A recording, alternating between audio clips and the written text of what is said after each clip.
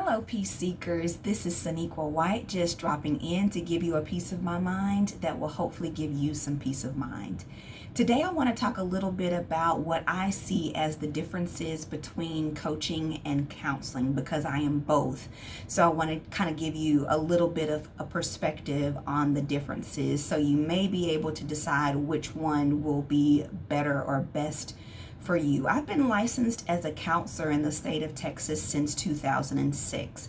And in my counseling practice, what I typically see are people that struggle with depression, anxiety, grief, and some sort of trauma, also work and life related stressors.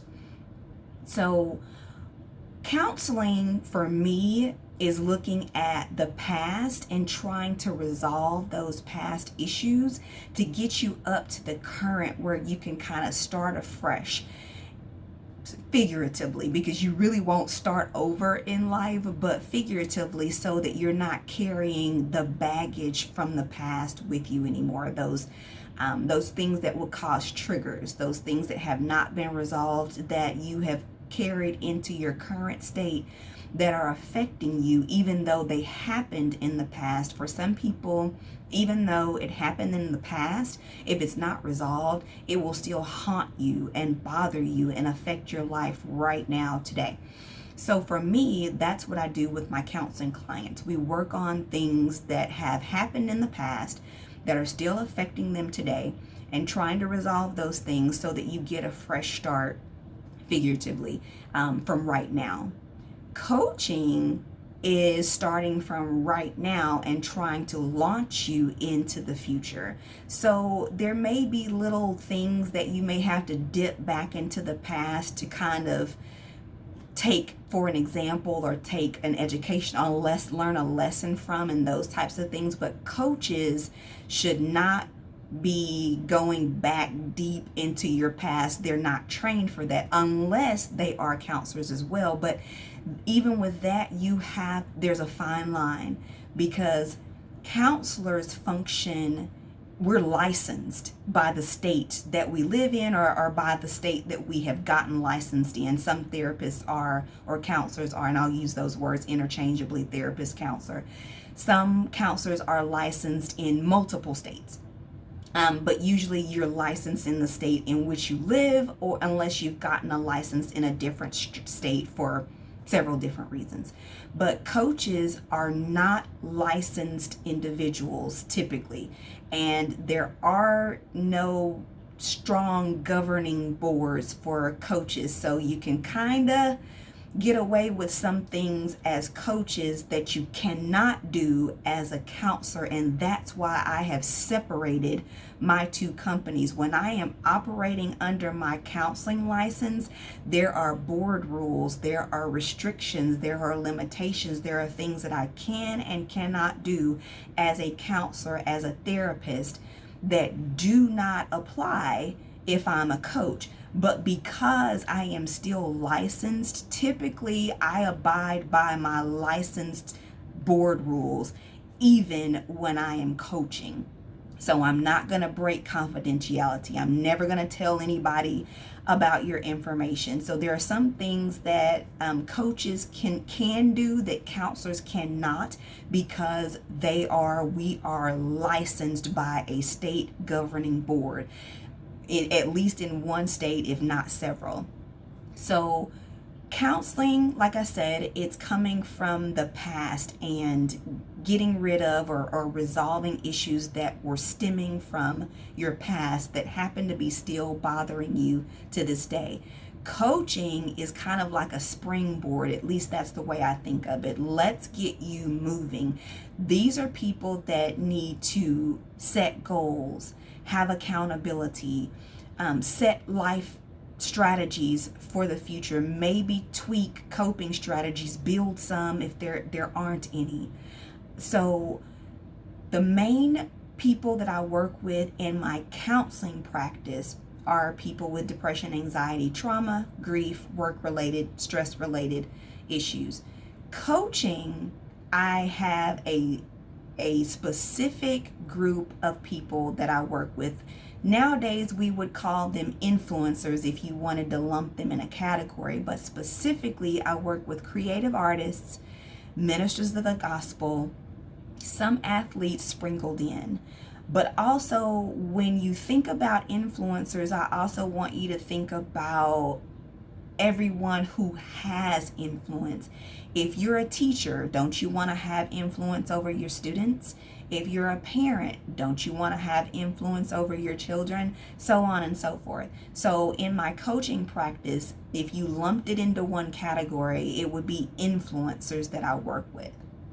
Typically, I write material, books, courses for the clientele that I work with. So I do have several books that I've written for my counseling clients that could very well apply to my coaching clients, but most recently I have also published a new book for the clientele. Now, I've been working with coaching clients since 2016, and like I said, these are what you would call influencers to this day, but primarily creative artists and ministers of the gospel.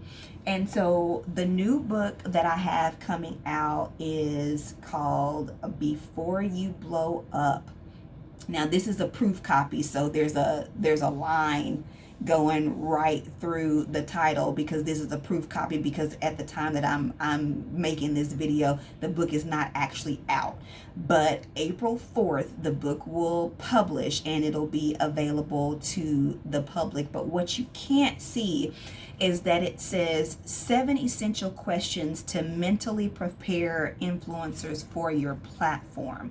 So the reason why I started coaching these individuals, and particularly with this content, is because what I was seeing and what I am still seeing is influencers make it to the top of their platform and then completely bomb in the public eye, because a lot of them either have not handled their mental health issues before they got into the spotlight, or they thought that they had handled them and the spotlight illuminated things that were still there, or because of their fame and their influence, they developed some issues trying to stay in the spotlight, trying to keep up with culture, all that kind of stuff. So that is why I've written this new book, and it is very much proactive, because if you know me or anything about me, if you've seen any of my past videos or any of my previous content,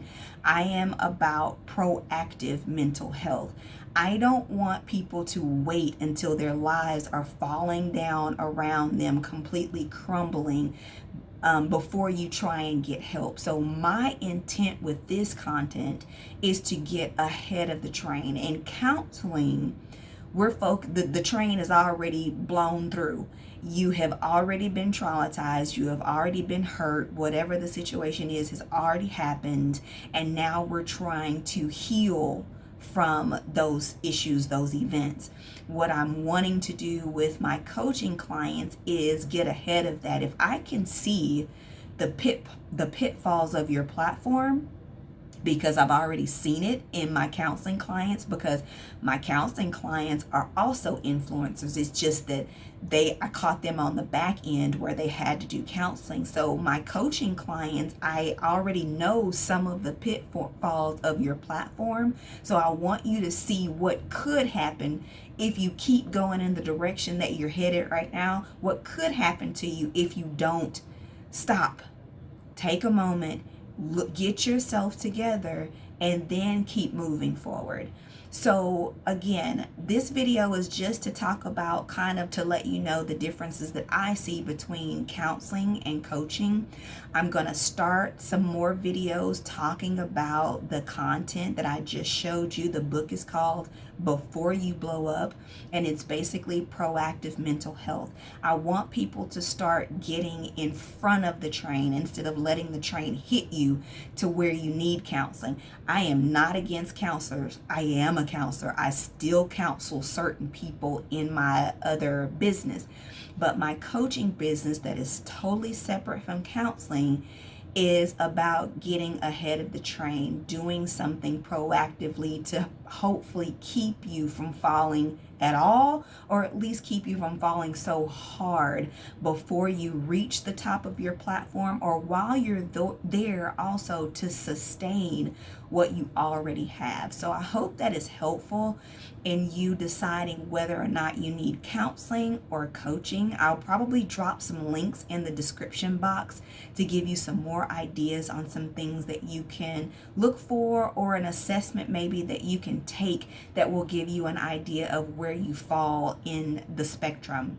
Okay, if this content is helpful, give this video a thumbs up. Remember to subscribe. If you'd like to comment, I'd love to hear from you. I'll be back soon with more. Until then, be proactive about your mental health, be well, and God bless.